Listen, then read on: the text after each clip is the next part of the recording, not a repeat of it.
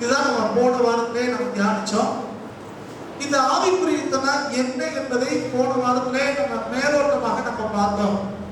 அதனுடைய தொடர்ச்சியாக இன்றைக்கு நாம தியானிக்க போகிறோம். ஆவிக்குரிய யுத்தம் என்ன என்பதை தான் பார்க்க போகிறோம். இந்த ஆவிக்குரிய யுத்தத்தை குறித்து அதற்கு ஆதாரமாய் வாசித்த வேத வசனம் பரிசுத்த பவுலடிகளார் எபேசியருக்கு எழுதிய கடிதம் 6ஆம் அதிகாரம் 12வது வசனம். ஏனெனில் மாம்சத்தோடும் இரத்தத்தோடும் அல்ல, துரைத்தனங்களோடும் அதிகாரங்களோடும் இப்பிரபஞ்சத்தின் அந்தகார லோகாதிபதிகளோடும் வான மண்டலங்களில் உள்ள பொல்லாத ஆவிகளின் சேனைகளோடும் நமக்கு போராட்டம் உண்டு. கிறிஸ்தவ வாழ்க்கை என்பது போராட்டம் இல்லாத ஒரு வாழ்க்கை அல்ல, போராடுகிற ஒரு வாழ்க்கை. ஆனால் இந்த போராட்டம் மிகுந்த இந்த வாழ்க்கையிலே ஆண்டவருடைய பிள்ளைகள் கிறிஸ்துவுக்குள்ளாக இருந்து வேத வசனத்தின்படி நடந்து ஆவியானுடைய வழிகாட்டுதலிலே நாம இருக்கும்போது நீங்களும் நானும் இந்த போராட்டத்திலே ஜெயிக்கிறவர்களாக இருக்கிறோம். அப்ப போராட்டம் நமக்கு உண்டு. ஆனால் இந்த போராட்டத்தை நீங்கள் நானும் ஜெயிக்க முடியும். இங்க ஆண்டவர் சொல்லுகிறார், இந்த போராட்டங்கிறது மாம்சத்தோடும் இரத்தத்தோடும் அல்ல என்று சொல்கிறார். இங்கே மாம்சமும் இரத்தமும் அப்படின்னு சொல்வது சாதாரண ஒரு மனிதனை குறிக்கிற ஒரு வார்த்தை. நாம இன்னைக்கு சொல்லுகிறோமே, நம்முடைய உறவு ஜனங்கள், நம்முடைய சிநேகிதமார் அல்லது பக்கத்தில் இருக்கிறவங்க, இவர்கள் நமக்கு எதிரிகள் அல்ல. இவர்களோடு போராடும்படி தேவன் நம்மை அழைக்கவில்லை. இங்க தேவன் நம்ம எச்சரிக்கிறது, சாதாரண கண்ணுக்கு தெரிகிற இந்த மனிதனோடு நமக்கு போராட்டம் அல்ல, மாறாக கண்களுக்கு புலப்படாத துரைத்தனங்களோடும் அதிகாரங்களோடும் இப்பிரபஞ்சத்தின் அந்தகார லோகாதிபதிகளோடும் வான மண்டலங்களில் உள்ள பொல்லாத ஆவிகளின் சேனைகளோடும் நமக்கு போராட்டம் உண்டு என்று சொல்கிறார். போன வாரத்திலே நம்ம படிக்கும் போது இது மேலோட்டமாய் நம்ம பார்த்தோம். துரைத்தனங்கள் எல்லாம் இந்த தேசத்துல இருக்கிறது. அவை இந்த தேசத்தின் மீது அல்லது தனிப்பட்ட நபர்கள் மீது அதிகாரம் செலுத்துகிறவர்களாய் இருக்கிறார்கள். அப்படிப்பட்ட துரைத்தனங்களை எடுத்து நீங்களும் நானும் ஆவிக்குரிய விதத்திலே போராட வேண்டியவர்களாக இருக்கிறோம். அதே போலதான் அதிகாரங்கள், இப்பிரபஞ்சத்தினுடைய அந்தகார லோகாதிபதி, வான மண்டலங்களில் உள்ள பொல்லாத ஆவிகளுடைய சேனைகள் இதெல்லாம் இருக்கிறது. போன வாரத்தில் பார்த்தோம். தொடர்ச்சியாய் இதன் வருகிற நாட்களையும் இதை நம்ம தியானிக்கலாம். இங்கே பவுலடியார் பயன்படுத்தும் போது இந்த 3 அல்லது 4 வார்த்தைகளை அவர் பயன்படுத்தினார். அதாவது துரைத்தனங்கள், அதிகாரங்கள், அப்புறம் பொல்லாத ஆவிகளின் சேனைகள், லோகாதிபதி என்று 4 காரியங்களை சொல்கிறார். இந்த 4 காரியங்களும் 4 விதத்திலே செயல்படுகிற ஆவிகள் அல்லது 4 விதத்திலே செயல்படுகிற ஒரு அந்தகார சக்தி தான் இது. இது கண்களுக்கு தெரிகிறது இல்லை. இந்த 4 விதத்திலே ஆவிக்குரிய பிள்ளைகளுக்கு விரோதமாய் போராட முயற்சிக்கிறது. நீங்களும் நானும் அதை தெளிவாய் புரிந்து கொண்டு இந்த போராட்டத்திலே ஜெயிக்கிறவர்களாய் நாம் காணப்பட வேண்டும். இந்த யுத்தம் ஏதோ ஒரு தேசத்திலே நடக்கிற ஒரு யுத்தம் அல்ல, அது ஒரு குறிப்பிட்ட நபருக்கு விரோதமாய் நடக்கிற யுத்தமும் அல்ல. இது சர்வதேசத்திலே ஆண்டுடைய பிள்ளைகள் எல்லாருக்கும் விரோதமாய் எழுதப்பட்டிருக்கிற ஒரு பிசாசுடைய ஒரு போராட்டம் தான் இது. அங்கே இன்னும் ஒருவரும் இதில் தப்பிக்க முடியாது. அது ஒரு குறிப்பிட்ட சாரலுக்கு தான் இந்த போராட்டம் என்பதும் அல்ல.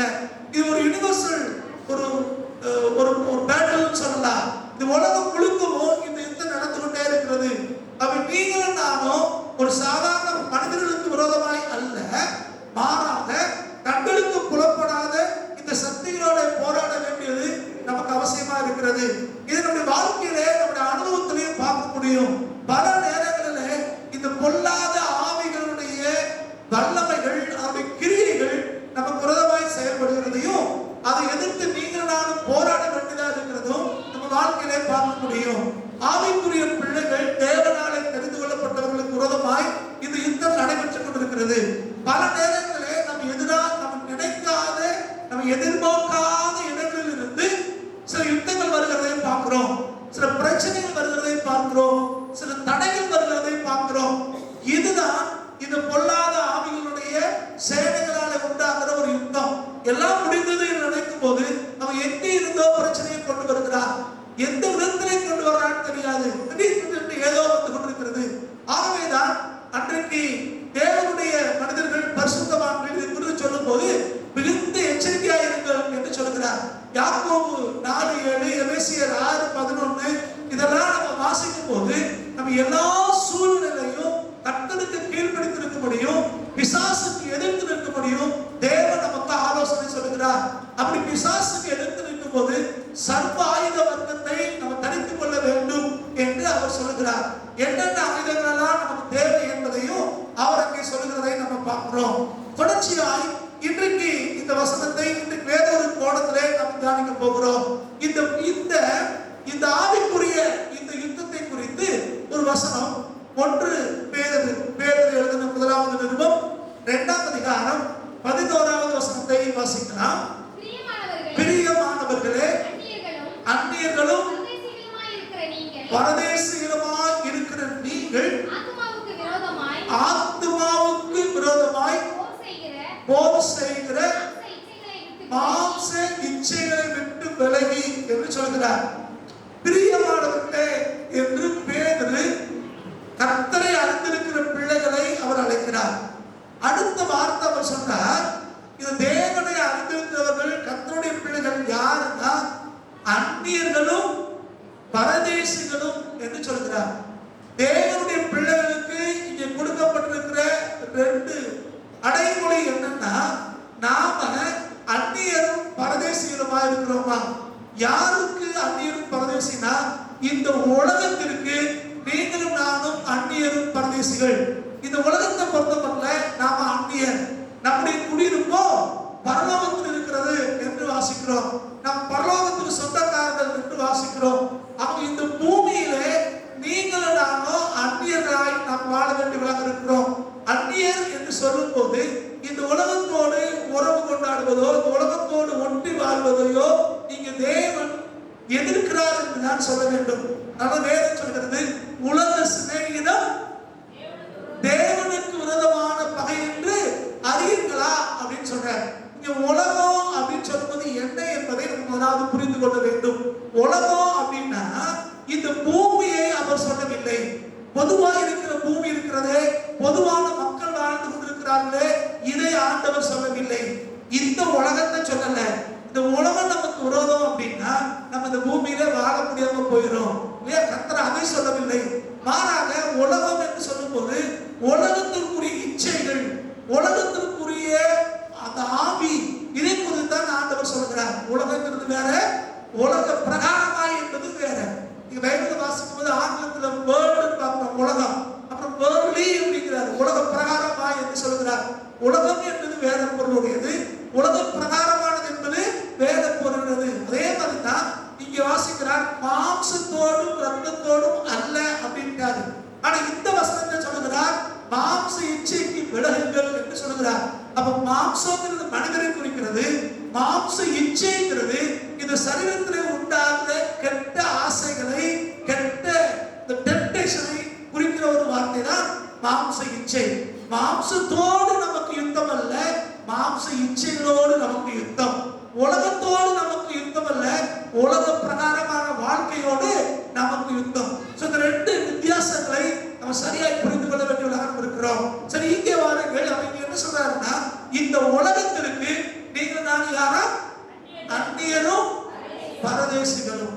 ஆனா பரலோகத்தை குறித்து சொல்லும் போது நாம அந்நியர் அல்ல அப்படிங்கிறாரு.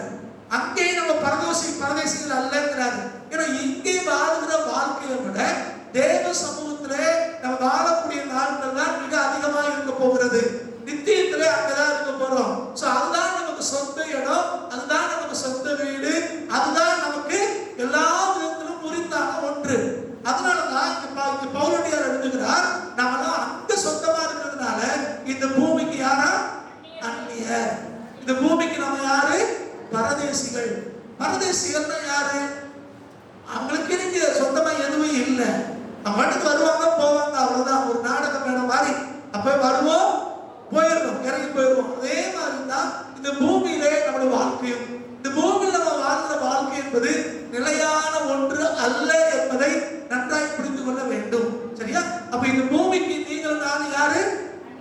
அப்ப அந்நியரும் பரதேசியும் சொன்னா இந்த உலக பிரகாரமாய் வாழுகிற மக்கள் நம்மள வித்தியாசமா தான் பார்ப்பாங்க. ஏன்னா நம்ம உலகத்தோட ஒத்து வாழவில்லை, உலக பிரகாரமாய் வாழவில்லை, உலகம் செய்த பிரகாரமாய் நீங்கள் நானும் செய்யலங்கும் போது அவங்களுக்கு கோபம் வரும், அவங்களுக்கு நம்ம மேல வெறுப்பு வரும், அவர்கள் நம்மை பயக்க ஆரம்பிப்பார்கள், நம்மள வித்தியாசமா பேசுவாங்க. இதுதான் வேதம் நமக்கு போதிக்கிறது.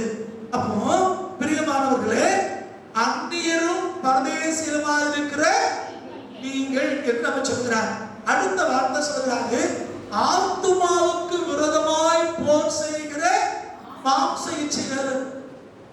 இன்னைக்கு உலகத்துல ஒரு மனிதன் இன்னொரு மனிதனுக்கு விரோதமாய் போர் செய்யறான்னா அவன் அவனுடைய சரீரத்திற்கு விரோதமாய் போர் செய்கிறான், அவனை கொலை செய்ய நினைக்கிறான், அவமானப்படுத்த நினைக்கிறான், அவனுடைய பொருட்களை, தேசங்களை, சொந்த பந்தங்களை அவன் கை கொள்ள விரும்புகிறான்.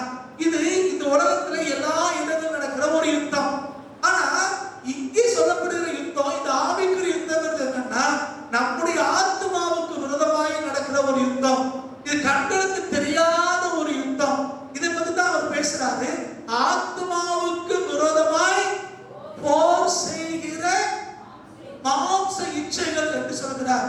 முதல்ல சொல்ல ஞாபகப்படுத்துகிறேன், மாம்சம் என்பது வேறு, மாம்ச இச்சை என்பது வேறு. மாம்ச இச்சைனா இந்த சரீரம் விரும்புகிற எல்லாம் என்னன்னா மாம்ச இச்சை. அதாவது இப்ப நமக்கு பசிக்குது, அது இந்த மாம்சத்துக்கு, இந்த உடம்புக்கு தேவையான ஒன்று. பசி என்பது எல்லாருக்கும் வரக்கூடிய ஒன்று, தாகம் என்பது எல்லாருக்கும் வரக்கூடிய ஒன்று. இதை வேத மாம்ச இச்சை என்று சொல்லவில்லை. ஆனால் இந்த சரீரத்திற்கு என்ன தேவையோ, இந்த உடம்புக்கு என்ன தேவையோ அதை மிக அதிகமாய் நம்ம எடுக்கும் போது, அல்லது வேதம் எதையெல்லாம் தவறு என்று சொல்கிறதோ அதையெல்லாம் இந்த சரீரம் பெற்றுக்கொள்ள வேண்டும் என்று நினைக்கும் போது, அது இந்த சரீரத்தினுடைய அந்த அதீதமான ஆசைகள், இச்சைகள் இருக்கிறது, தடை செய்யப்பட்ட காரியங்களை இது வந்து ஆசைப்படுகிறது, அதைத்தான் வேதம் இச்சை என்று சொல்கிறது. இச்சை சொன்னா அது ஒரு கெட்ட ஆசை, அது ஒரு அதிகப்படியான ஆசை, வேதத்தாலே தடை செய்யப்பட்டிருக்கிற ஒரு ஆசை தான் இச்சை என்பது. அப்ப என்ன சொல்றாங்கன்னா, ஆத்மாவுக்கு விரோதமாய் போர் செய்கிற மாம்ச இச்சைகளை விட்டு நீங்களும் நானும் விலக வேண்டும் என்று சொல்கிறார். அப்ப இந்த மாம்சத்தில் உண்டாகிற இந்த இச்சை எதுக்கு விரோதமாய் போர் செய்தா? அப்போ இந்த மாம்சம் வெளியே நமக்கு தெரியுது, இது சாதாரண ஒரு தாகம், பசி எடுக்கிறதுனாலே நம்ம சாப்பிடுகிறதோ, நம்ம குடிக்கிறதோ, திருமணம் செய்து கொள்வதோ, சொத்து பத்துக்களை வாங்குறதோ தவறு அல்ல. ஆனால் தகாத விதமாய் அதை அனுபவிக்கும் போது, தவறான விதமாய் நம்ம பெற்றுக்கொள்ள நினைக்கும் போது அதை வேதம் இச்சை என்று சொல்கிறது. அதை பின்ன நம்ம படிக்கலாம். இந்த அந்த மாம்சத்துக்குரிய இந்த இச்சை நம்முடைய ஆத்மாவுக்கு விரோதமாய் போர் செய்கிறது. இது சரீரத்தில் மாத்திர கஷ்டங்களை உண்டாக்குறது அல்ல, சரீரத்தில் மாத்திர நமக்கு வேதனை உண்டாக்குறது அல்ல, மாறாக ஆத்ம வாழ்வை இது பாதிக்கக்கூடியது, நம்முடைய ஆத்மாவை கெடுக்கக்கூடியது. அப்படின்னா அடுத்து நம்முடைய ஆவிக்குரிய வாழ்க்கையை அது பாதிக்கும். அதனாலதான் இது ஆவிக்குரிய யுத்தம் என்று வேதம் நமக்கு போதிக்கிறது. அப்போ ஆண்டவருடைய பிள்ளைகளாக இருக்கிற நீங்களும் நானும் இந்த மாம்ச இச்சைகளை விட்டு விலக வேண்டியவர்களாக இருக்கிறோம். இந்த ஆவிக்குரிய யுத்தத்துல நீங்கள் நானும் ஜெயிக்கணும்னா, இந்த கண்ணுக்கு தெரியாத இந்த போராட்டத்துல நீங்கள் நானும் ஜெயிக்க வேண்டுமானால் இந்த மாம்ச இச்சைகளை விட்டு விலக வேண்டும். போன வாரம் நம்ம பார்த்தோம், யாருக்கு இந்த யுத்தங்கள் வருகிறது? ஓடுகிறவர்களுக்கு, போராட்டத்திலே இருக்கிறவர்களுக்கு, கர்த்தருக்கு பிரியமாய் நடக்கிறவர்களுக்கு தான் இந்த யுத்தம் வருது. நிறைய பேர் சொல்லுவாங்க, ஏன் எனக்கு இந்த பிரச்சனை வருகிறது? நான் தான் கர்த்தருக்கு பிரியமா வாழ நினைக்கிறேனே, நான் கர்த்தருக்காக ஜீவிக்க நினைக்கிறேனே, ஏன் இந்த போராட்டம் வருதுன்னு சொல்கிறோம். நன்றாக புரிந்து கொள்ளுங்கள், கர்த்தருக்காக வாழ நினைக்கிற பிள்ளைகளுக்கு தான் போராட்டம்.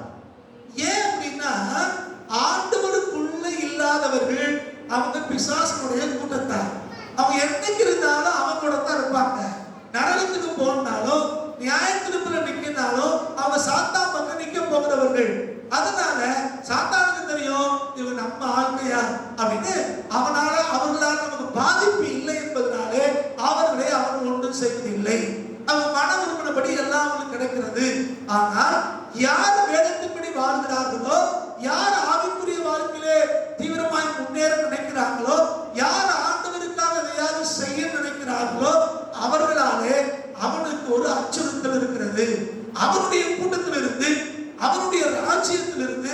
அவனுடைய அதிகாரத்திலிருந்து ஒரு கூட்டத்தை நம்ம வெளியே கொண்டு வந்துடுவோங்கிறதுனால, கர்த்தருக்கு பிரியமானவர்களாய் நம்ம மாற்றி விடுவோம் என்பதனாலே அவன் நம்மை தடை செய்ய நினைக்கிறான். போன வாரம் சொன்ன அதே உதாரணம் திரும்ப சொல்லுகிறேன். கபடி விளையாட்டு விளையாடுறாங்க அப்படின்னா, விளையாடும் போது யார் பாடி போறாங்களோ, எதிரணியிலிருந்து யார் பாடி போறாங்களோ அவர்களைத்தான் அவர் பிடிப்பார்கள், அவங்களைத்தான் அமுக்குவாங்க, அவங்க மேலதான் ஏறி உட்காருவாங்க. சரியா? பக்கத்துல வேடிக்கை பார்க்கிறவங்களையோ அந்த விசில் அடிக்கிறவங்கள யாரும் பிடிக்கிறது இல்லை, அவங்க கீழே போட்டு பிரிக்கிறதோ இல்லை. அப்ப இந்த பாடி போறவரு, இவ்வளவு பேர் இருக்காங்க, இவ்வளவு கூட்டம் இருக்குது, அவங்களெல்லாம் பிடிச்சிருக்க மாட்டேங்க, ஏன் என்ன பிடிச்சிருக்கிறீங்க, ஏன் என்ன போட்டு கீழே தள்ளுறீங்கன்னு கேட்க முடியாது. ஏன்னா இவர் பாடி போகிறார். அப்ப இவரை தடுக்க வேண்டும் என்பதுதான் எதிரணியினுடைய நோக்கமாக இருக்கிறது. அப்ப நம்ம வாழ்க்கையிலையும் நீங்களும் நானும் ஆண்டவருக்காய் வாழ ஆரம்பிக்கும் போது, நீங்களும் நானும் கர்த்தருக்காய் ஜீவிக்க ஆரம்பிக்கும் போது, நீங்களும் நானும் ஆண்டவருக்காய் எதையாவது செய்யணும்னு நினைக்கும் போதுதான் இந்த போராட்டங்கள் வருகிறது. வேற வார்த்தையில சொன்னோம்னா, நமக்கு போராட்டங்கள் வருகிறது, தடை வருது அப்படின்னா நாம ஏதோ செய்து கொண்டிருக்கிறோம் என்று பொருள். புரியுதா உங்களுக்கு? சும்மா இருக்கிறவங்களுக்கு, கர்த்தருக்காக எதையும் செய்யாதவங்களுக்கு எந்த போராட்டம் வரப்போறது இல்லை, எந்த தடையும் வரப்போறது இல்லை, எந்த பிரச்சனையும் வரப்போறது இல்லை. யார் ஆண்டவருக்காக எதையாவது செய்கிறார்களோ அவர்களுக்கு விரோதமாய்த்தான் பிசாசு ஏதோ செய்கிறார். அப்ப நமக்கு போராட்டம் வருது, பிரச்சனை வருது, கஷ்டம் வருது அப்படின்னா என்ன பொருள்? நாம செயல்பட்டு கொண்டிருக்கிறோம் என்று அர்த்தம். நம்ம ஏதோ காரியத்தை செய்து கொண்டிருக்கிறோம் என்று அர்த்தம். நம்ம ஆக்டிவா இருக்கும் போதுதான் பிசாசு நமக்கு அகைன்ஸ்டா வருகிறார். ஆகவே இந்த போராட்டங்கள், பிரச்சனைகள், தடைகளை பார்த்து நீங்களும் நானும் சோர்ந்து போகக்கூடாது. நான் தேவனால் தெரிந்து கொள்ளப்பட்டவன், தேவனுடைய சர்வாயுத வர்க்கத்தை தரித்துக் கொண்டு இந்த ஆத்மாவுக்கு விரோதமாய் போர் செய்கிற எல்லா மாம்ச இச்சையை விட்டு விலகி ஆண்டவருக்கு பிரியமா வாழ போறேன் என்று தீர்மானித்து நீங்கள் நான் செயல்படும் போது அங்கே ஒரு பெரிய ஜெயத்தை நீங்கள் நான் காண முடியும். அடுத்து இந்த மாம்ச இச்சை அப்படின்னு குறித்து கொஞ்சம் அதிகமாக இன்னைக்கு நம்ம பார்க்கலாம். இந்த மாம்ச இச்சை குறித்து 1 யோவான் 2ஆம் அதிகாரம் 16வது வசனத்தை வாசிக்க அதை புரிந்து கொள்ளலாம். மாம்சத்தின் இச்சையும் கண்களின் இச்சையும் ஜீவனத்தின் பெருமையுமாகிய உலகத்தில் உள்ளவைகள் எல்லாம் பிதாவினால் உண்டானவை அல்ல, அவைகள் உலகத்தினால் உண்டானவைகள். தேவன், பிதாவாகிய தேவன் இந்த பூமியிலே பல காரியங்களை சிருஷ்டித்தார். நீங்க ஆதியாகமத்திலே நம்ம தெளிவாய் வாசிக்கிறோம். அங்கே சிருஷ்டிப்பிலே இயற்கையை எப்படி உருவாக்கினார், சகல ஜீவ சத்துக்களை எப்படி உருவாக்கினார், மனிதனை எப்படி உருவாக்கினார் என்கிற சரித்திரம் அங்கே இருக்கிறது. புதிய ஏற்பாட்டிலே வாசிக்கும் போது நன்மையான எந்த ஒரு ஈவையும் பூர்ணமான எந்த ஒரு வரத்தையும் அவர்தான் உருவாக்குகிறார் என்று நாம் அறிந்திருக்கிறோம். இவ்விதமாய் தேவன் உருவாக்கின எல்லாமே நன்மை பயக்கக்கூடியவை. தேவன் சிருஷ்டித்த சகலமோ நமக்கு ஆசீர்வாதமான ஒன்று. ஆனால் தேவன் உருவாக்காத சிலர் இருக்கிறது பூமியிலே. அது இந்த உலகத்தினால் உண்டானது, இந்த உலகத்தின் அதிபதியினாலே உண்டானது, சாத்தானாலே உண்டான சில தீமையான காரியங்களும் இந்த உலகத்தில் இருக்கிறது. இங்கே 3 காரியங்களை குறித்து இங்க யோவான் எழுதுகிறார். இந்த 3 காரியமும் தேவனாலே உண்டானது அல்ல. அப்படியானால் அது நன்மையானது அல்ல. இது பிசாசினால் உண்டாயிருக்கிறது, இந்த உலகத்தினாலே உண்டாயிருக்கிறது. அப்ப இந்த உலகத்தினால உண்டானது நமக்கு தீமையை தான் கொண்டு வரும். யோவான் சுவிசேஷம் 10ஆம் அதிகாரத்திலே நம்ம வாசிக்கிறோம். 10ஆம் அதிகாரம் 10ஆம் வசனத்திலே, திருடன் திருடவும் கொல்லவும் அழிக்கவும் வருகிறான் என்று. அப்போ இந்த உலகத்தினால உண்டானது, பிசாசினால உண்டானது எல்லாம் நமக்கு பாதிப்பை தான் உண்டாக்கும், நமக்கு வேதனையை தான் உண்டாக்கும். சரி, எந்த 3 காரியத்தை பத்தி இங்க பேசுகிறார்? முதல் காரியம் என்னது? மாம்சத்தின் இச்சை. இந்த சரீரத்திலே உண்டாகிற ஒரு இச்சையை குறித்து அவர் பேசுகிறார். இரண்டாவது கண்களின் இச்சை. முழு மாம்சத்துல உண்டாகிற ஒரு இச்சை இருக்கிறது. அதை தவிர்த்து கண்களினாலே உண்டாகிற ஒரு இச்சை, கண்ணால பார்க்கிறதுனால உண்டாகிற ஒரு இச்சையை பார்க்கிறோம். மூன்றாவது காரியம் ஜீவனத்தின் பெருமை. வாழ்க்கையில ஒரு பெருமையா இருக்கிறது. இந்த மூன்று காரியமும் தேவனுக்கு விரோதமான ஒன்று. இது பிசாசினால் உண்டானது. திரும்ப ஞாபகப்படுத்துகிறேன். எந்த மூணு காரியம்? மாம்சத்தின் இச்சை, கண்களின் இச்சை, ஜீவனத்தின் பெருமை. இந்த மூன்றும் ஒரு மனுஷனுடைய வாழ்க்கையில இருக்கக்கூடாத ஒன்று. இது நம்ம ஆத்மாவுக்கு விரோதமாக ஒரு போராட்டமாக இருக்கிறது. இந்த மூன்று நம்ம வாழ்க்கையில வராதபடிக்கு நாம இதை பார்த்துக் கொள்ள வேண்டியதா இருக்கிறோம். சரி, இந்த மூன்று நம்ம எங்கெல்லாம் பார்க்கலாம்? நம்ம எல்லாருக்கும் தெரிஞ்ச ரெண்டு இடம் உண்டு. ஒன்று ஆதியாகமத்துல நம்ம வாசிக்கிறோம். ஏவாளுக்கு இந்த மூன்று விதமான மாம்சத்தின் இச்சைகள் அங்கே உண்டாயிற்று. அல்லது பிசாசுடைய இந்த இச்சைகள் ஆதாமுக்கு முன்னாகவே ஏவாளிடத்திலே பிசாசு கொண்டு போய் கொடுக்கிறார். திரும்பவும் புதிய ஏற்பாட்டிலே நம்முடைய ஆண்டவராகிய இயேசு கிறிஸ்து வனாந்திரத்திலே 40 நாள் ஜெபித்து முடிந்த பின்பு சாத்தான் இந்த மூன்று விதமான சோதனைகளையும் அந்த ஆண்டவர் கொண்டு வருகிறார். அங்கே ஆதியிலே முதலாம் ஆதாமுக்கு இணையாய் உருவாக்கப்பட்ட ஏவாள் இந்த மூன்றுக்கும் கீழ்ப்படிந்தபடினாலே உலகத்திலே பாவம் உண்டாயிற்று. அதனுடைய பலனை இன்றைக்கு வரைக்கும் நீங்கள் நான் அனுபவிக்கிறதா இருக்கிறோம். ஆனால் இரண்டாம் ஆதாமாகிய இயேசு கிறிஸ்து இந்த மூன்று சோதனைகளையும் இந்த மூன்று விதமான உலகத்திலான உண்டாகிற இச்சைகளையும் அவர் எதிர்த்தபடினாலே, வேத வசனத்தை கொண்டு அவற்றை மேற்கொண்டபடினாலே ரட்சிப்பு நமக்கு உண்டாயிருக்கிறது, பாவ மன்னிப்பு நமக்கு உண்டாயிருக்கிறது. அப்ப ஏவாள் இந்த பாவத்துக்கு உட்பட்டதுனாலே பாவம் வந்துச்சு. இயேசு கிறிஸ்து இதை எதிர்த்து ஜெயித்தபடினாலே ரட்சிப்பு இந்த உலகத்துக்கு வந்தது. அப்ப நீங்க நானு இந்த ஏவாள் செய்வது போல செய்வோமையானால் நமக்குள்ளே பாவம் இருக்கும், சாபம் இருக்கும், ஆசீர்வாத குறைச்சல் உண்டாகும். இந்த ஆவிக்குரிய யுத்தத்திலே நீங்கள் நானும் தோற்று போவோம். மாறாக இயேசு கிறிஸ்துவை போல வேத வசனத்தை கொண்டு இந்த மாம்ச இச்சைகளுக்கு விலகி அவற்றை ஜெயிப்போமையானால் ஒரு ரட்சிப்பை, ஆசீர்வாதத்தை, சகலவிதமான நன்மைகளை, ஆசீர்வாதத்தையும் நீங்களும் நானும் பெற்றுக்கொள்ள முடியும். இதுவரைக்கும் நம்ம தியானிச்சது எவ்வளவு பேருக்கு புரிகிறது? இல்லையா? மாம்ச இச்சைங்கிறோம், ஆவிக்குரிய அப்படிங்கிறோம். சில நேரத்தில் அந்த வார்த்தை நமக்கு புரிகிறது இல்லை.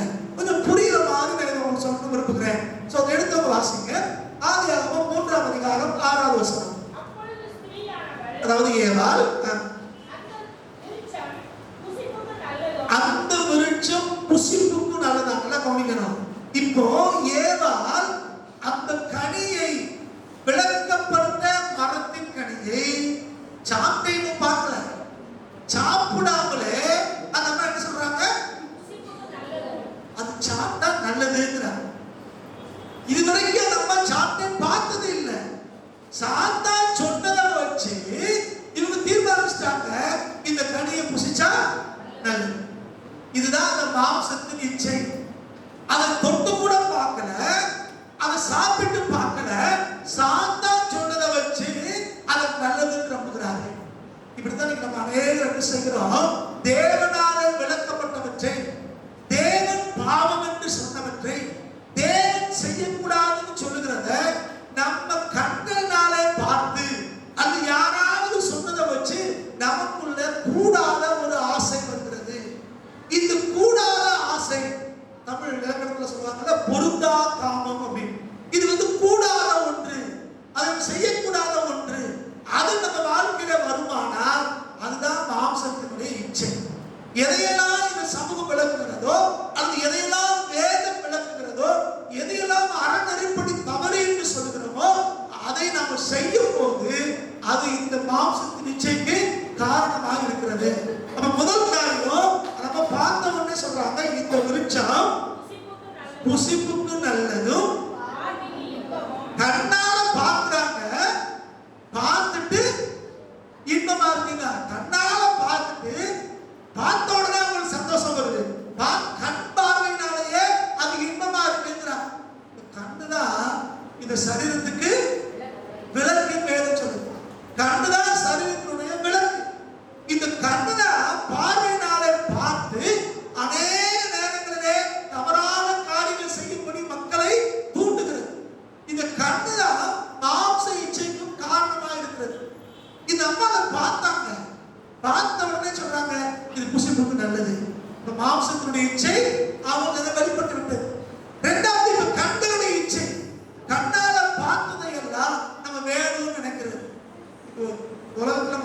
போறோம் வாரோம், கண்களால பார்க்கிறோம். பார்க்கிற எல்லாம் நமக்கு உரியது அல்ல, பார்க்கிற எல்லாம் நமக்கு தேவையானதும் அல்ல. பவுல் ரொம்ப அழகா சொன்னார், எல்லாவற்றையும் அனுபவிக்க எனக்கு அதிகாரம் உண்டு, ஆனாலும் எல்லாம் எனக்கு தகுதியாகிறார், எல்லாம் எனக்கு தகுதியாகிறார். விளக்கமாக நம்ம பார்க்கலாம். அப்ப எல்லாத்தையும் அனுபவிக்க நமக்கு அதிகாரம் இருக்கிறது.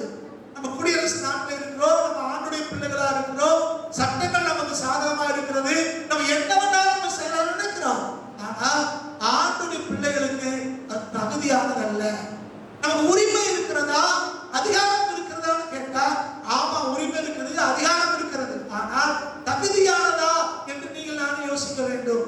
கர்த்தருடைய பிள்ளைகள் வந்திருக்கிறோம், நமக்கு வித்தியாசமா மற்றவர்களை போல ட்ரெஸ் போடுவதற்கு உரிமை இல்லை என்று யாரும் சொல்லவில்லை. நம்மளும் மற்றவங்கள மாதிரி உடுத்தலாம், மற்றவங்கள மாதிரி பேசலாம், மற்றவங்கள மாதிரி ஆடலாம் பாடலாம், யாரும் கேட்கப்படுறது இல்லை. நமக்கு எல்லா உரிமைகளும் இருக்கிறது, எல்லா அதிகாரமும் இருக்கிறது. ஆனால் இயேசு கிறிஸ்து ரத்தத்தினாலே கழுவப்பட்டு பாவம் மன்னிக்கப்பட்டு அவருடைய ஆவியினால் நிரப்பப்பட்டு அவருடைய பிள்ளைகளுக்கு பேர் பெற்றிருக்கிற நீங்களும் நானும் அதை செய்வதற்கு தகுதியானது அல்ல. நம்முடைய வாழ்வுக்கு அது தகுதியானது அல்ல, அது சாட்சியானது அல்ல. அதனாலே அதை செய்யக்கூடாது என்று வேதம் உங்களுக்கு எனக்கு போதிக்கிறது. அடுத்தவங்க கூட சண்டைக்கு வராங்க, நம்ம எதுக்கு சண்டை போடலாம்? ஏன்னா உலக பிரகாரமாக தவறு அல்ல. நம்ம உரிமைக்காக பேசுகிறோம், நம்ம அதிகாரத்துக்காக போராடுகிறோம், அதெல்லாம் தவறு அல்ல. ஆனால் ஆண்டவருடைய வசனத்தின்படி கர்த்தருடைய பிள்ளைகளுக்கு இது தகுதியானது அல்ல. இயேசு கிறிஸ்து பாருங்க, ஆண்டவராக இயேசு கிறிஸ்து குறித்து தீர்க்கதரிசி எழுதும்போது ஏசாயா எழுதுகிறார். அவர் சொல்றாரு, அவர் அடிக்கப்படுகிற ஆணை போல வாய்க்கிறதாக இருந்தார். அவங்க எல்லா உரிமையும் இருந்தது. ஆண்டவராக இயேசு கிறிஸ்து கல்வாரி சிலுவையை சுமந்து கொண்டு அவர் எருசலேம் நகரத்தை நோக்கி, எருசலேம் நகரத்திலே கல்வாரியை நோக்கி நடந்து போய் கொண்டிருக்கிறார். அவர் போகும்போது அவருக்கு முன்பாக INRA என்ற படத்துல பார்க்கிறபடி ஒரு பெரிய போர்டுல எழுதி முன்னாலே போர் வீரர்கள் சுமந்து கொண்டு போவாங்க. அந்த எருசலேம் நகரத்து வீதியிலே அந்த சிலுவையை சுமந்து கொண்டு ஆண்டவர் நடந்து இருக்கிறார். அப்ப எதுக்காக அவர் சுமந்துட்டு போறாங்கன்னா, அந்த வழியிலே அந்த போர்டை பார்க்கிறவர்கள், இந்த குற்றம் சாட்டப்பட்டவரை பார்க்கிறவங்க அதுல எழுதப்பட்ட வாக்கியங்களை வாசிப்பார்கள். அதுல என்ன எழுதப்பட்டிருக்கும்னா, இவங்க செய்த குற்றம் அதிலே எழுதப்பட்டிருக்கும். திருடனானால் இவர் திருடினார் என்று எழுதியிருக்கும், கொலை செய்தார் கொலை செய்தார் என்று எழுதியிருக்கும். இதை பார்க்கிறவர்கள் இல்லை இல்லை இவர் கொலை செய்யவில்லை, இவர் திருடன் இல்லை என்று வழியிலே நிறுத்தி அந்த சுமந்து கொண்டு வருகிற வழியிலே கூட வர்ற அரசாங்க அதிகாரிகளோடு அவர் வழக்காடலாம். அப்படி வழக்காடும் போது அவர் குற்றவாளி அல்ல நிரூபிக்கப்பட்டால் அப்படியே விடுதலை செஞ்சிருவாங்க. இப்ப இயேசு கிறிஸ்துவை சுமந்து கொண்டு போற அவருக்கு முன்னாலே அந்த போர்டு போயிட்டு இருக்குது. INRA என்ன அர்த்தம்? INRA அப்படின்னு என்ன அர்த்தம்? ஜீசஸ் நசரேத் ரெக்ஸ் ஆஃப் ஜூஸ் என்று அர்த்தம். அதாவது என்ன அர்த்தம் அப்படின்னா, அதாவது கிரேக்கத்திலே ஜே கிடையாதுனாலே அவங்க ஐயன் தான் யூஸ் பண்றாங்க. அதுக்கு என்ன அர்த்தம்னா, ஜீசஸ் நசரேத் ரெக்ஸ் ஆஃப் ஜூஸ் என்று ஆங்கிலத்திலே சொல்லுகிறோம். ரெக்ஸ்னா கிங், அதாவது யூதருக்கு ராஜாவாகிய நசரேயனாகிய இயேசு என்று பொருள். நம்ம கிறிஸ்து சொல்லவே மாட்டான், கிறிஸ்துனா மேசியான்னு அர்த்தம். ஆனா அவன் கிறிஸ்துக்கு வார்த்தை பயன்படுத்துறது இல்லை, மாறாக எழுதி வைத்திருக்கிறாங்க யூதருக்கு ராஜா என்று நசரேயனாகிய இயேசு சொன்னா அதான் குற்றம் அப்படின்னு சொல்லிட்டு போறாங்க. அப்படின்னா ரோமர்கள் ஆண்டு கொண்டிருக்கிறார்கள், ரோமர்களுக்கு ராஜா அல்ல, நான் தான் ராஜான்னு சொன்னாருங்கிறதா குற்றச்சாட்டு. இந்த வழியை தடுத்து நிறுத்தி இயேசு அப்படி எங்கேயும் சொல்லவில்லை என்று யாருமே போராடவில்லை. இயேசு கிறிஸ்து கூட அதை எதிர்த்து அவர் வழக்காடவில்லை. காரணம் அவருக்கு தெரியும், எனக்கு இது தகுதியானது அல்ல, நான் சிலுவைக்கு போக வேண்டும், நான் சிலுவையில மறிக்கணும், நான் ரத்தம் சிந்த வேண்டும், அந்த ரத்தத்தினாலே ஜனங்களுடைய பாவங்களை மன்னிக்கணும், எல்லாருக்கும் ரட்சிப்பை கொண்டு வர வேண்டும் என்பதற்காக இயேசுவானவர் பொறுமையாக கடந்து போனார். மற்றவங்களா இருந்தா வழக்காடுவாங்க, மற்றவங்களா இருந்தா எதிர்த்து வர்றவங்களை வச்சு பேச வைப்பாங்க, ஏதாவது பொய்யா கூட எப்படியாவது தடுக்க நினைப்பாங்க. இயேசு கிறிஸ்து அந்த வழக்காடு மன்றத்தில் எதையுமே அவர் செய்யவில்லை. எருசலேம் வீதியிலேயோ அவர் எதையும் செய்யாம அடிக்கப்படுகிற ஆடை போல அவர் சத்தமிடார், மயக்கத்திருக்கிற ஆடை போல அவர் வாய்ந்தமாக இருந்தார் வேதம் சொல்கிறது. இன்னைக்கு நீங்களும் நானும் சில நாடகங்களை எழுந்து பேச போல தோணும், சண்டை போடுறது போல தோணும், நமக்கு அது தகுதியானது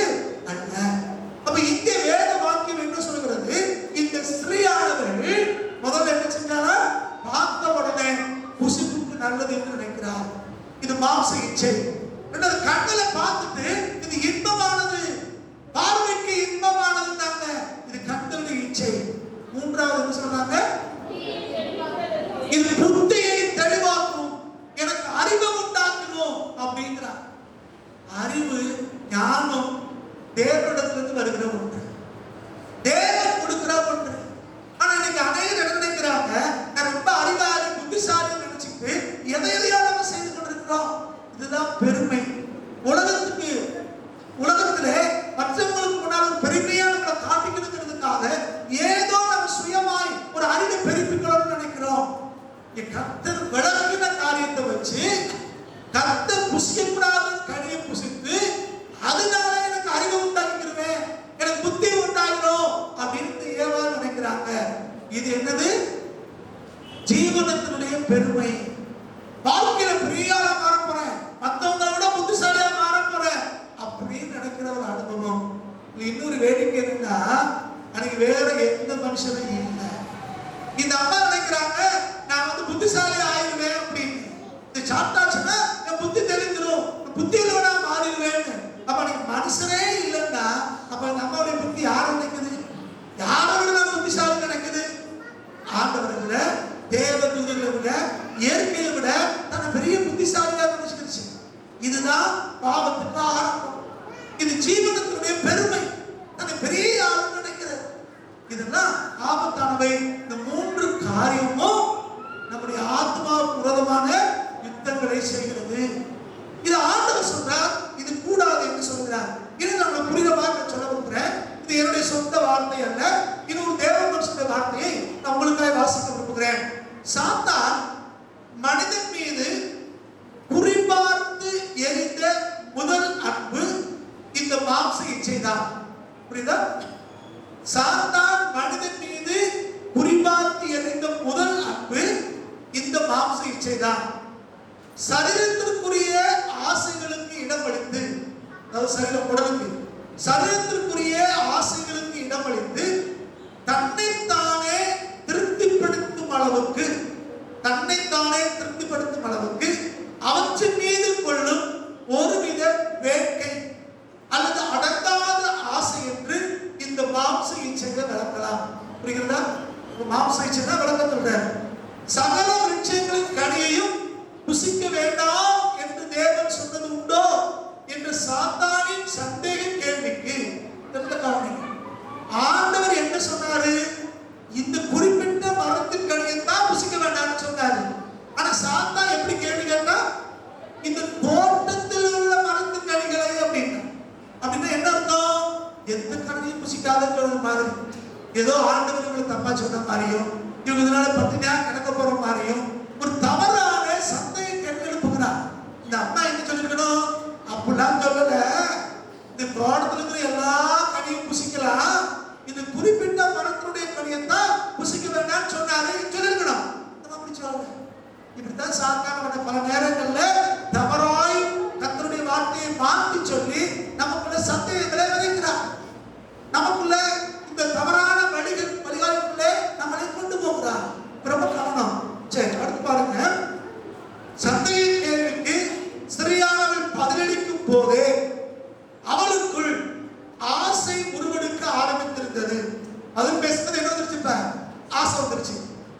அந்த விருட்சம் புசிப்புக்கு நல்லது என்று ஸ்திரீ கண்டபோது மாம்சத்தின் இச்சை அவளுக்குள் கொடிகொண்டு விட்டது. அவள் தோட்டத்தின் கனிகளை புசிப்பதில் எவ்வித தவறும் இல்லை. ஆனால் புசிக்க வேண்டாம் என்று தேவன் சொன்ன கனியை புசிக்க ஆவல் கொண்ட போதுதான் அவன் தேவனை விட்டு தாங்களே தங்கள் தேவையை பூர்த்தியாக துணிந்தனர். கர்த்தனுடைய தேவையை சந்திக்கின்ற ஒழிய நாமளே சுயமாய் ரொம்ப ஞானமாய் யோசிக்கிற மாதிரி யோசித்து நாம நம்முடைய தேவைகளை பூர்த்தி செய்ய நினைக்கும் போதுதான் அங்கே பாவம் உண்டாகிறது. அடுத்து, இதுவே பாவமானது. தேவன் சொன்னதை மீறினதினாலே தேவ சித்தத்தை மீறினார்கள். அதனால் தேவனை சார்ந்து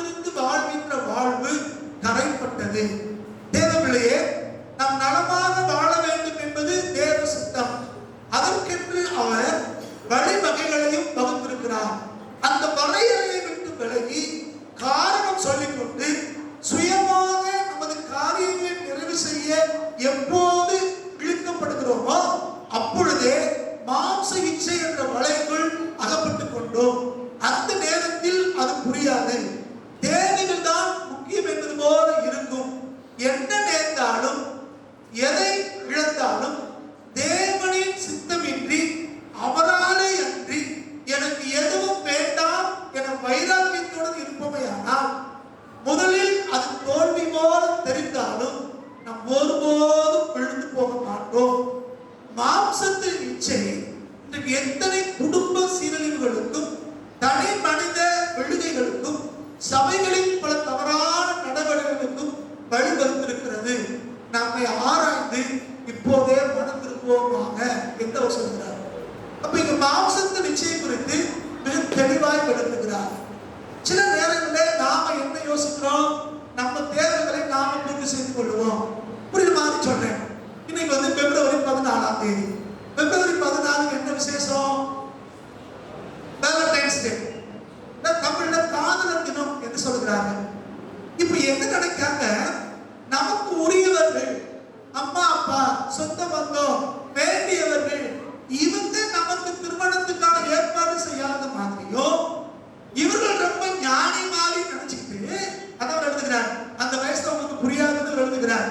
இவங்க என்ன நினைக்கிறாங்க, இவங்களே பெண்ணையோ பையனையோ பார்க்கிறார்கள். என்ன அர்த்தம்? இந்த மாம்ச இச்சையை தீர்த்து கொள்வதற்கு அல்லது நம்முடைய சுய தேவையை தீர்த்து கொள்வதற்கு நான் தான் சரியான ஆளு, அடுத்தவர்கள் தலையிட தேவையில்லை என்று யார் தீர்மானிக்கிறார்களோ அதைத்தான் இங்க சொல்கிறார். அது தவறு என்று வேதம் போதிக்கிறது. நீங்க பைபிள்ல படிச்சு பாருங்க. ஏசாவை நமக்கு தெரியும், சிம்சோனை நமக்கு தெரியும். நிறைய வேதத்தில் எடுத்துக்காட்டுகள் இருக்கிறது. நான் சொல்றேன் வாஸ்து பாருங்க. ஏசா அவன் தன்னுடைய கண்களுக்கு இச்சைப்படி கண்கள் இச்சைப்படி தன்னுடைய மாம்ச இச்சைப்படி அவன் பெண்களை தெரிந்து கொண்டான். வேத வசனம் சொல்கிறது, நீங்க வாசிங்க. ஆதியாகமம் 26ஆம் அதிகாரத்திலே அது எழுத நினைக்கிறேன். வாசிங்க. ஆதியாகமம் 26ல எடுத்துட்டீங்களா? ஆதியாகமம் 26ஆம் அதிகாரம் 34-35 வாசிங்க. ஏசா 40 வயதான போது ஏத்தியனான பெயரினுடைய குமாரத்தியாகிய யூதித்தையும் ஏத்தியனான ஏலனுடைய குமாரத்தியாகிய பஸ்மாத்தையும் விவாகம் பண்ணினான். இப்ப யாரு? அம்மா அப்பா மேல உள்ள கோபத்துல இவன் போய் தனியா விவாகம் பண்ணி கொடுக்கிறான். அடுத்த வசனம் சொல்லுகிறது, வாசிங்க. அவர்கள் ஈசாக்குக்கும், அவர்கள் எவர்கள்? மர்மக்குமாரன். அவர்கள் ஈசாக்குக்கும் ரெபெக்காளுக்கும் மனநோவாய் இருந்தார். யோசிக்க தம்பி தங்கச்சிங்களாம் யோசிங்க. தாங்களாகவே சுயமாக பெண்ணோ மாப்பிளையோ பார்க்கும்போது அவர்களே தங்கள் குடும்பத்துக்கு எப்படி இருக்காங்களா? மனநோவாய் இருக்கிறாங்க. ஏசா வெறும் வயிற்று பசிக்கு மட்டும் தம்முடைய சேஷ்ட புத்திரபாவத்தை விற்றுப்படவில்லை. அவர் மாம்ச இச்சை என்பது வெறும் சாப்பாட்டுக்கு மட்டும் அவர் ஆசைப்படல. பல காரியத்திலே தேவனுக்கு விரோதமான காரியங்களை அவர் செய்தார். அவருடைய இஷ்டப்படி அவர் செய்து கொண்டார். அது கடைசியில் என்ன ஆயிடுச்சா? சிம்சோனை பத்தி நமக்கு தெரியும். சிம்சோன் தேவனால் தெரிந்து கொள்ளப்பட்ட மனுஷன். பழைய ஏற்பாட்டிலே அபிஷேகம் பண்ணப்பட்டு தேவனுடைய வல்லமையை பெற்ற மனுஷன். இவர் போய் தனக்கு இஷ்டமாக பெண்களை சேர்த்து கொண்டார். வேதத்திலே நம்ம வாசிக்கிறோம். கடைசியில் அவர் முடிவு எப்படி இருந்துச்சு? இன்னைக்கு நம்ம ஊர்ல சொன்னா ஆணவ கொலை, ஆணவ கொலை போட்டு இதுதான் இன்னைக்கு நடக்குது. அப்ப காரணம் என்ன? பிப்ரவரி 14. இதுதான் இன்னைக்கு நம்ம என்ன சொல்றோம்? இல்ல வயது வந்துருச்சு, மேஜர் ஆயிட்டாங்க, மெச்சூரிட்டி வந்துருச்சு, அவங்க இஷ்டத்துக்கு மாப்பிள்ளை தெரிந்து கொள்ளலாம், பெண்ணை தெரிந்து கொள்ளலாம். அந்த வேதம் சொல்கிறது அதுக்கு அதிகாரம் நமக்கு உண்டு, உரிமை நமக்கு உண்டு. ஆனால் கர்த்தருடைய பிள்ளைகளுக்கு அது தகுதியானது அல்ல. அது பெற்றோருக்கும் புரோஜனங்களுக்கும் ஆண்டவருக்கும் மனநோவை உண்டாக்குகிறது. அது தனக்குத்தானே வேதனையை வருவிக்கிறது. சிம்சோனின் முடிவை பாருங்க, ரொம்ப வேதனையானது. குரங்க இடுப்புல காயத்தை கட்டிட்டு தெருவில் பார்த்தீங்களா ஆட விடுவோம். பார்த்துருக்கீங்களா? தம்பி எப்படி விளையாட்டு காட்டிட்டு இருக்கான். அந்த மாதிரி இவனை இடுப்புல செயினை போட்டு 2 கண்ணையும் பிடிக்கிட்டு இவனை ஆட விடுகிறார். அப்ப பெற்றோருக்கு பிடிக்காத ஒரு திருமணத்தை அவன் செய்ததுனாலே மற்றவங்களுக்கு வேடிக்கை பொருளாய் மாறி போனா. ரொம்ப கவனமா இருக்கிறவங்க இருக்கிறோம். இந்த மாம்சத்தின் இச்சை கண்களுடைய இச்சை, இந்த ஜீவனத்தினுடைய பெருமை நம்முடைய ஆவிக்குரிய வாழ்வை மட்டும் பாதிக்கிறது இல்லை, இந்த உலக பிரகாரமான வாழ்க்கையோ அது சேதப்படுத்துகிறது. திரும்ப எழுந்திருப்பதற்கு அது வாய்ப்பில்லாதபடிக்கு மடக்கடிக்கிறது. கர்த்தருடைய பிள்ளைகள் இதில் கவனமா இருக்க வேண்டும். வெளியே இருந்து சாத்தான் சொல்லும் போது அது நமக்கு சாத்தானுடைய வார்த்தை மாதிரி தெரியும். அதான் இந்த தேவபுருஷன் எழுதுகிறார். அந்த வயதுல நமக்கு அது புரிகிறது இல்லை. அந்த பிசாசு வந்து பேசும்போது அவருடைய வார்த்தையை கேட்கும் போது கர்த்தரை விட்டு நம்ம வழிவிலக பண்ணுகிறாங்கிற உணர்வு நமக்கு இருக்கிறது இல்லை. சாத்தானுடைய ஆவி நமக்குள்ளே புகுந்து நம்மை தாறுமாறாய் ஓட வைக்கிறது. ரொம்ப கவனமாய் நாம் இருக்க வேண்டும். அப்ப இந்த மூன்று காரியத்துக்கும் நீங்கள் நானும் விலக வேண்டியதாக இருக்கிறோம். இப்போ எப்படி இந்த ஏமாளை குறித்து பார்ப்போமோ இதே மாதிரி ஆண்டவராகிய இயேசு கிறிஸ்து வாழ்க்கையை பாருங்க. இது நேர்மாறாக இருக்கிறது. இது நீங்க மத்தேயு 4ஆம் அதிகாரம் 1-10 வரைக்கும் வாசிக்கும் போது இந்த வனாந்தரத்திலே தேவன் எப்படி தேவன் சோதிக்கப்பட்டார் என்பதை குறித்து அங்க எழுதியிருக்கிறது. இங்கேயும் அதே 3 விதமான சோதனைகள் வருகிறது. முதல் சோதனை என்ன? அவர் பசியா இருந்தார். அவர் பசியா இருந்தபோது சாத்தான் வந்து சொல்லுகிறான், நீ தேவனுடைய குமாரனையானால் இந்த கல்லை அப்பமாய் மாத்தி சாப்பிடுங்க சொல்ற. என்ன அர்த்தம்? ரொம்ப ஆட்டம் சொல்ற மாதிரி பிசாசு தான் பேசுவோம். பிசாசு பேசும்போது நமக்கு என்ன தேவையோ அதை பூர்த்தி செய்யற மாதிரி பேசுகிறான். அப்ப நமக்கு என்ன தோணும்? ஆண்டவருக்கு தேவை தெரிஞ்சிருந்தோம், நமக்கு இந்த பிரச்சனை இருக்குன்னு அவருக்கு தெரிஞ்சோம், நாம இந்த கஷ்டத்துக்கு தெரிஞ்சோம், தேவன் ஏன் அதை செய்யவில்லை? ஒரு கேள்வி முதல்ல எழுதும். இரண்டாவது என்ன யோசிக்கிறோம்? நம்ம மேல இவன் எவ்வளவு அன்பா இருக்காங்க, நல்ல ஆலோசனை சொல்றாங்களே, புத்திமதி சொல்றாங்களே, இதை கேட்கலாமே என்பது போன்று சாத்தான் நம்மளோட பேசுகிறாங்க. நம்ம தான் ஆண்டவர்கிட்ட பேசுறாங்க, நீ 40 நாள் உபவாசம் இருக்கிறேன், உனக்கு பசிக்கும்ல, வயிறுலாம் காந்துக்குள்ள, அதனால இந்த கல்லை அப்பமா சாப்பிடலாமே. நீங்களும் ஆனந்த என்ன யோசிப்போம்? 40 நாள் உபவாசத்திற்கு ஜெபம் பண்ணி தேவனுடைய வல்லமையை பெற்றுக் கொண்டு வந்திருக்கிறோம், தேவனுடைய பிரசனம் நம்ம கூட இருக்கிறது அப்படின்னு சொல்லிட்டு நம்ம பசிதான தீரணும், உடனே கல்ல அப்பா மாத்திரணும். ஆனா இயேசுவான் அப்படி சொன்னாங்க. மாறாக அவர் சொல்லுகிறார், மனுஷன் அப்பத்தினாலே மாத்திரமல்ல தேவனுடைய வாயிலிருந்து புறப்படுகிற ஒவ்வொரு வார்த்தையினாலேயும் பிழைப்பான் என்று வசனத்தினாலே அவனை மேற்கொண்டார். அப்போ பிசாசுக்கு வசனத்தை சொல்லும் போது அவன் பயப்படுகிறான், முதல் காரியம். இரண்டாவது, நமக்கு வசனம் தெரியும் போதுதான் பிசாசை மேற்கொள்ள முடியும் என்பதை புரிந்து கொள்ள வேண்டும். தீர்க்க தரிசனங்கள் அல்ல, சொப்பனங்கள் அல்ல, நான் கண்ணுமுடின்னு சொல்ற எதுவும் உங்களை என்னை பாதுகாக்காது. தேவனுடைய வசனம் கொண்டுதான் உங்களை என்னை காப்பாற்றும். இந்த கண்ணிக்கு நீங்களாகும், இந்த பிசாசுடைய கிரியைகளுக்கு உங்களை என்னை நீங்களாக முடியும். அப்ப நீங்களும் நானும் தெளிவாய் புரிந்து கொள்ள வேண்டும், வேத வசனம் தான் நமக்கு அடிப்படை. அதுதான் நம்முடைய கால்களுக்கு தீபம், அதுதான் நம்மளை சரியான வழியிலே நடத்தக்கூடிய ஒன்று. இப்ப ஆண்டவர் தெளிவா பேசினாரு, உடனே அவன் அமைதியாயிட்டான். இப்ப ரெண்டாவது அவன் என்ன செஞ்சானா? ரெண்டாவது செஞ்ச காரியம் என்ன? அவர் கொண்டு போய் எங்க நிறுத்துறான்? எருசலேமில் கொண்டு போய் உப்பரிய மேல நிறுத்தி, நீங்க இருந்து புரியுமே அப்படிங்கிறான். தேவனுடைய குமாரன்னா புரியுங்க, ஏன்னா பைபிள போட்டிருக்கல, உன் பாதம் கல்லில் இடாதபடிக்கு காக்கும்படிக்கு தூதுல கட்டையிலாம போட்டிருக்கல. இப்ப ஆண்டவர் வசனத்தை பேசின உடனே இவனும் வசனம் பேசுறான். கவனிக்கணும். அப்ப வசனம் பேசுற எல்லாரும் தேவனுடைய மக்கள் நினைச்சிடக்கூடாது. பிசாசுக்கும் வசனம் தெரியும். இப்ப பிசாசு வந்து வசனத்தை சொல்றான், சரி அதை பண்ணிட்டு இருந்துச்சு பரவாயில்ல, நீ தேவனுடைய வார்த்தைனால பிரச்சனை. அதே தேவனுடைய வார்த்தை தான் சொல்லுது, உங்க பாதம் கல்லில் இடராதபடிக்கு தூதுல கட்டையிலாம போட்டிருக்கல, அதனால இங்க உயரத்திலிருந்து கீழே புரிய பார்ப்போம் அப்படிங்கிற. இது என்னது? இப்போ கண்கள் வீச்சையை தூண்டுகிறான். முதல்ல பசி, மாம்சத்துடைய ஆசை. இப்போ கண்களுடைய இச்சையை அந்த தூண்டதை பார்க்கலாம். அப்படி பார்க்கிறாரு ஆண்டவர். அப்போ தூச்சாச்சுன்னா என்ன ஆகும்? இப்பொழுது வந்து தூச்சிட்டோம்ப்பா அப்படின்னு பார்த்து சந்தோஷப்படலாம் அப்படின்னு ஒரு விஷயத்தை தூண்டி விடலாம். ஆனா ஆண்டவர் சொல்றாரு, தேவனை பரீட்சை பாராது இருப்பாயாக சொல்லிருக்கு அப்படின்னு சொல்றாரு. இப்ப மூணாவது என்ன செய்யறாங்கன்னா, ஆண்டவரை கொண்டு போய் உயர்ந்த மலை மேல நிறுத்தி எல்லா ஊரையும் காட்டி இதெல்லாம் நான் உனக்கு தர்றேன்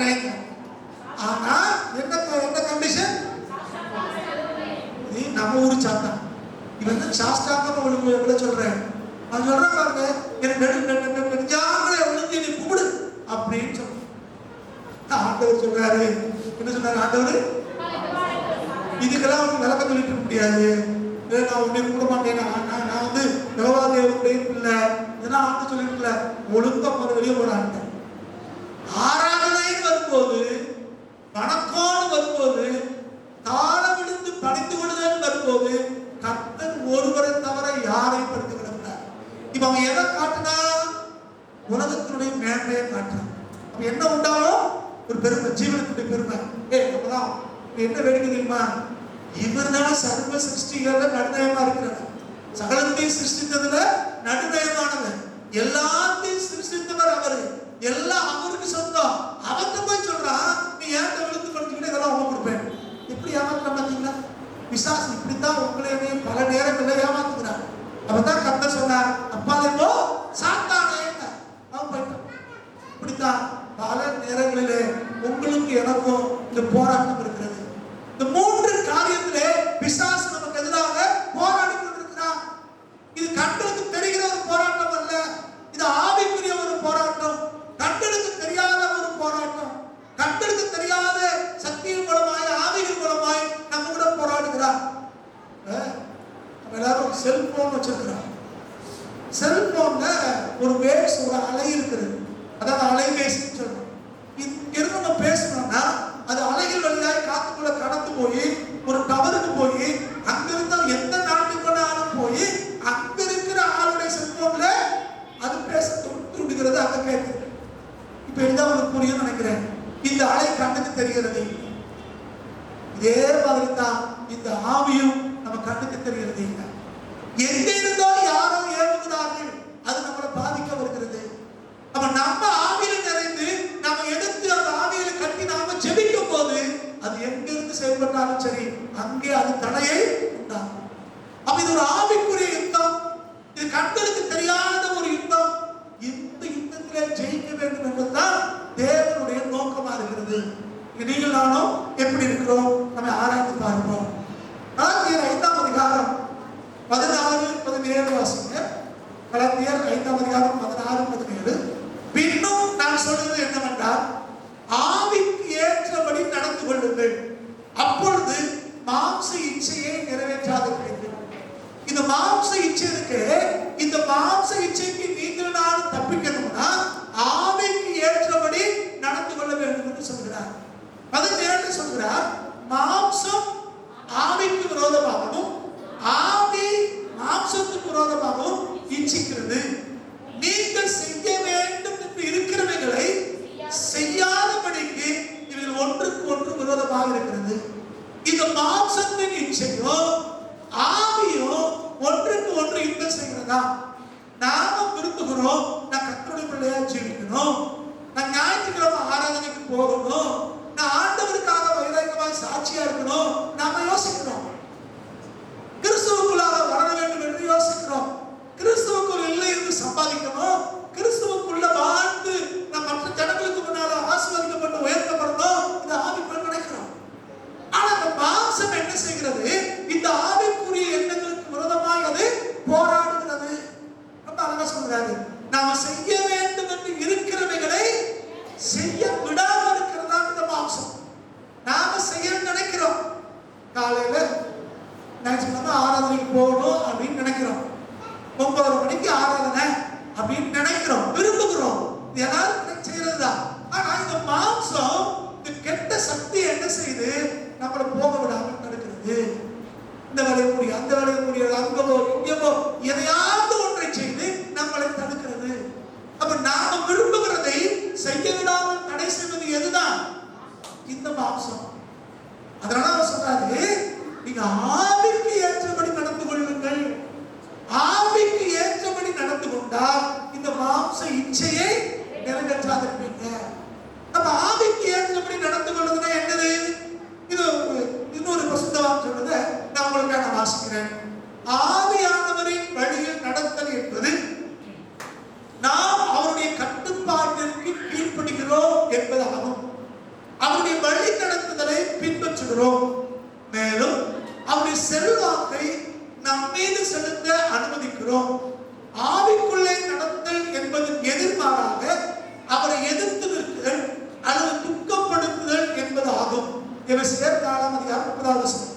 பிதாவிடமிருந்து வருகின்ற கிறிஸ்துவின் ஆவியானவர் விசுவாசிகளுக்குள் வசிக்கிறார். யோவான் 15:26. பரிசுத்த ஆவியானவர் ஜெபத்தில் விசுவாசிகளுக்கு உதவுகிறார். யூதா 1:20. மற்றும் தேவனுடைய சித்தத்தின்படியே பரிசுத்தவான்களுக்காக வேண்டுதல் செய்கிறார். ரோமர் 8:27. அவர் விசுவாசுக்கு நீதியை வழிநடத்துகிறார். கலாத்தியர் 5:16-18. அவருக்கு கொடுக்கப்பட்டவர்களிடத்தில் அவருடைய கனியை கொடுக்கிறார். கலாத்தியர் 5:22-23. விசுவாசிகள் தேவனுடைய சித்தத்திற்கு செவி கொடுத்து ஆவிக்குள்ளாக நடக்க வேண்டும். வேதாகமத்தில் நடத்தல் என்பது நடைமுறையில் தினசரி வாழ்வதற்கான ஒரு உருவகமாக இருக்கிறது. கிறிஸ்தவ வாழ்க்கை ஒரு பயணம் மற்றும் நாம் அதை நடக்க வேண்டும். நாம் தொடர்ந்து முன்னேற்றம் அடைய முயற்சி செய்ய வேண்டும் அப்படின்னு சொன்னார். அப்ப ஆவிக்குரிய நடத்தல் அப்படின்னா இது தினசரி நம்முடைய அன்றாட வாழ்க்கை சம்பந்தப்பட்டது. நமக்குள்ள இருக்கிற ஆவியானவர் நமக்கு ஆவியின் கனிகளை கொடுத்து அவர் ஏவி எது சரி எது தப்புன்னு சொல்றாரோ அதற்கு கீழ்ப்படிந்து நீங்கள் நான் நடக்க வேண்டும் என்பதுதான் ஆவியிலே நடத்தல். அப்ப ஆவிக்கு ஏற்றபடி நீங்கள் நான் நடந்தமையானால் மாம்ச இச்சையை நிறைவேற்றாதிருப்போம். மாம்ச இச்சையை நிறைவேற்றல அப்படின்னா ஆவிக்குரிய வாழ்க்கையில ஜெயிக்க முடியும். அதாவது ஆவிக்குரிய யுத்தத்திலே ஜெயிக்க முடியும். அப்ப ஆவிக்குரிய யுத்தத்திலே ஜெயிக்க வேண்டுமானால் மாம்ச இச்சைக்கு முதலாவது விலகி ஓட வேண்டியதாக இருக்கிறோம். இன்னைக்கு நமக்கு நேரம் முடிந்து விட்டது. மீதி நம்ம அடுத்த வாரத்தில் தியானிக்கலாம். அப்ப இன்னைக்கு நம்ம ஒரு தீர்மானம் எடுப்போம். இந்த ஆவிக்குரிய யுத்தத்துல இந்த கண்ணுக்கு தெரியாத இந்த போராட்டத்துல நீங்கள் நான் ஜெயிக்கணும் அப்படின்னா இந்த மாம்ச இச்சைகள், இந்த கண்களுடைய இச்சை, இந்த ஜீவனத்தினுடைய பெருமை இவைகளுக்கு நீங்கள் ஆக்க வேண்டும். ஒரே ஒரு காரியத்தை மட்டும் சொல்லி நிறைவு செய்ய போகிறேன். அது என்ன அப்படின்னா இது என்னது அப்படிங்கிறத அவர் சொல்றாரு. இது அதாவது இந்த மாம்சத்தின் இச்சை, கண்களின் இச்சை, ஜீவனத்தின் பெருமை என்பதை டிக்ஷனரி மீனிங் என்ன சொல்லணும் நம்ம புரியுற மாதிரி சொல்லணும்னா இந்த மாம்சத்தின் இச்சை அப்படிங்கிறத வேதம் சொல்லுது. அதாவது உலக பிரகாரமா என்ன விளக்கம் கொடுக்குறாங்க அப்படின்னு பார்த்தோம்னா ஒரு பசியினால நமக்கு பசி உண்டாகும் போது அந்த பசியை தீர்ப்பதற்காக நம்ம செய்யறது போல நம்ம திருப்திப்படுத்துவதற்காக இந்த மாம்சம் இச்சிக்கிறதை எல்லாம் திருப்திப்படுத்துவதற்காக நம்ம என்ன செய்கிறோமோ அதுதான் மாம்சத்தின் இச்சை என்று சொல்கிறார்கள். அதாவது இந்த சரீரத்தினுடைய ஆசை, அதுதான் இந்த சரீரத்தினுடைய பேராசை தான் மாம்சத்தின் இச்சை என்று வேதம் சொல்கிறது. அதே போல கண்களுக்கு இச்சை சொல்லும்போது ஆங்கிலத்திலே மெட்டீரியலிசம் என்று சொல்கிறார்கள். மெட்டீரியலிசம் என்னது? உலகத்துல நான் பொருளுடையவனா இருக்கணும், அதோட இருக்கணும், இதோட கண்ணால பார்க்கிறது எல்லாம் தனக்கு சொந்தமாக்க வேண்டும் என்று நினைக்கிறது.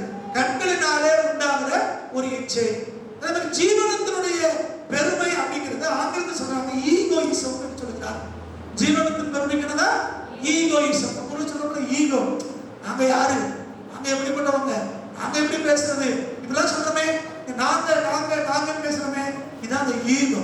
வீணான பெருமை. இந்த வீணான பெருமை, இந்த வீண் பெருமை, இந்த வறண்டு கௌரவங்கள், இதெல்லாம் என்னதான் ஜீவனத்துடைய பெருமை. இந்த மூன்றையும் விட்டு நீங்கள் நானும் என்றைக்கு விலகுறோமோ அன்றைக்கு தான் இந்த ஆவிக்குரிய போராட்டத்திலே நீங்கள் நானும் செய்ய முடியும். ஜோமனமா எல்லாமே எழுந்து நிற்கலாம். கத்தனை நோக்கணும் பார்ப்போம். அப்படி ஆண்டவர் மாறாதுங்க, அவருடைய வார்த்தைகளும் மாறாதது. நீங்களும் நான் ஒரு யுத்தத்தில் நிற்கிறோம். இந்த யுத்தம் ஆவிக்குரிய ஒரு யுத்தம். இது மாம்சத்தோடும் ரத்தத்தோடும் அல்ல, துறைத்தனங்களோடும் அதிகாரங்களோடும் இந்த பிரபஞ்சத்தின் அந்தகார லோகாதிபதிகளோடும் வான மண்டலத்தில் இருக்கிற பொல்லாத ஆவிகளின் சேனைகளோடும் நமக்கு போராட்டம் உண்டு. இந்த போராட்டம் நம்ம கண்ணால பார்க்கிற சாதாரண மனுஷரோட அல்ல, நம்ம சொந்த ஜனங்களோடு இல்ல, உடன் விசுவாசிகளோடு அல்ல. நமக்கு யுத்தம் என்பது ஒரு ஆவிக்குரிய யுத்தம். கண்ணுக்கு தெரியாத சக்திகளோடு போராடும்படி தேவன் உங்களை வைத்திருக்கிறார். இந்த சுயத்திலே நம்மளாலே கூடாததுதான். ஆனா வேதம் சொல்கிறது கர்த்தருடைய ஆவியினாலே இது ஆகும். இது பலத்தினாலும் அல்ல, பராக்கிரமத்தினாலும் அல்ல, தேவனுடைய ஆவியினாலே ஆகும். தேவ ஆவியானவர் நமக்குள்ள இருக்கும்போது இந்த ஆவிக்குரிய யுத்தத்தை நீங்கள் நானும் செய்ய முடியும். கர்த்தர் சமூகத்தில் அப்படியே விட்டு கொடுப்போமா? ஆக்குற முகத்தை நோக்கி பாருப்பா. ஆண்டவரே, இந்த ஆவிக்குரிய யுத்தத்தில் நாங்கள் ஜெயிப்போம் செய்யுங்கப்பா. எங்கள் குடும்பமாய் யுத்தத்தில் ஜெயிக்கணும்னு பலத்தாங்க. என் பெற்றோருக்கு, எங்க பிள்ளைகளுக்கு, எங்களுக்கு இந்த பலனத்தாங்க ஆண்டவரே. கர்த்தர் நம்ம கேட்கலாம். நீங்களும் நானும் ஜெயிக்கும்படிக்கு ஜெனிப்பிக்கப்பட்டிருக்கிறோம். நமது பூமியில பிறந்ததே இருக்குன்னா ஜெயிப்பதற்காகத்தான். ஆவியில நம்ம மறுபடியும் பிறந்தது இருக்குன்னா இந்த ஆவிக்குரிய யுத்தத்துல ஜெயமெடுப்பதற்குத்தான். தேவன் அப்படிப்பட்ட ஒரு ஆசீர்வாதத்தை உங்களுக்கு எனக்கு கொடுக்கும்படி இந்த யுத்தத்திலே நீங்கள் நான் ஜெயிக்கத்தக்கதாக நமக்கு பலன் தரும்படி எல்லாரும் கடவுளை ஸ்தோத்திரம் பண்ணலாம். ஹalleluya ஹalleluya ஹalleluya ஹalleluya. எங்கள் ஆண்டவரே நாங்கள் ஸ்தோத்திரிக்கிறோம் ஸ்தோத்திரிக்கிறோம் ஸ்தோத்திரிக்கிறோம். ஹalleluya ஹalleluya ஹalleluya ஹalleluya. இயேசுவே உமக்கு ஸ்தோத்திரம் ஸ்தோத்திரம்.